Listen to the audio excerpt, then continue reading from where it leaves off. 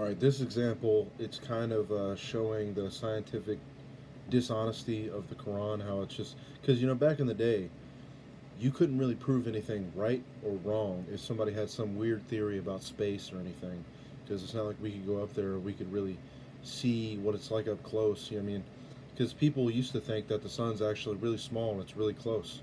No, it's actually really big and pretty far away. But you can't really tell because we're on Earth, and you know, in this next verse, it's I'm just gonna go ahead and play it. And we made the sky a protected ceiling, yet they turn away from its wonders.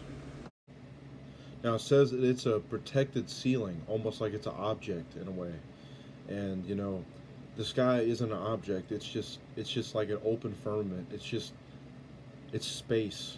It's just I mean, you think you can see it because you see the clouds and all this stuff, and you see the blue color, but there is an ozone layer, but it's not like an actual physical object that can fall on us. And in this next verse that I'm going to show you, it's going to explain how the Quran is explaining that the ceiling is like some type of object. I'll go ahead and play that verse. He created the heavens without pillars that you can see, and placed stabilizers on earth lest it shifts with you, and scattered throughout it all kinds of creatures. And from the sky we sent down water and caused to grow therein of every noble pair. It's like this object sitting up there without pillars that we can see, keeping it up there. And in this next verse is making it extra clear the fact that it says, let's go ahead and play that too. Do you not see that God made everything on earth subservient to you? How the ships sail at sea by his command? That he holds up the sky lest it fall on earth, except by his permission? God is gracious towards the people, most merciful. It says that he holds up the sky lest it falls on the earth. And back then, of course, people would just take his word for it because how are you going to prove him wrong? How are you going to prove him right? Type of thing. But the Bible, though, has always been scientifically accurate because you can look at things like, for example, that I think it says God sits on the circle of the earth, and also that the earth hangs upon nothing. Think about it. From a distance, of course, it's a 3D object. Also, I just want to say this.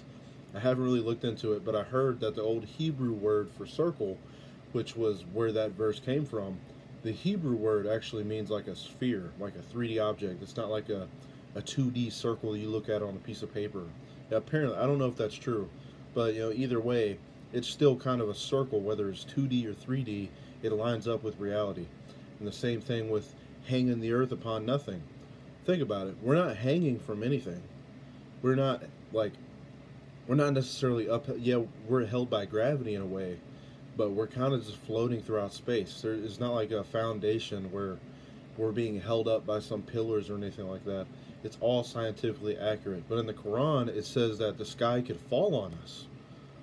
And of course, you know that that's not true. I don't know how would you explain that verse, but that's just a pretty simple example of just weird nonsense. Of course, he said this stuff like over 1,000 years ago.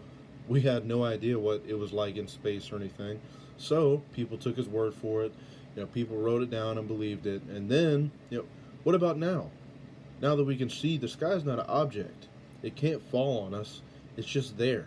There is a gas ozone layer, but it's not like it's going to fall on us and kill us all. But that's just another weird thing that Muhammad said because he didn't know any better, because he was not inspired by God. That dude was just saying stuff. And later on, like I said before, I'll show you how he mixes up the characters and some of the story and stuff and just makes up wild stuff.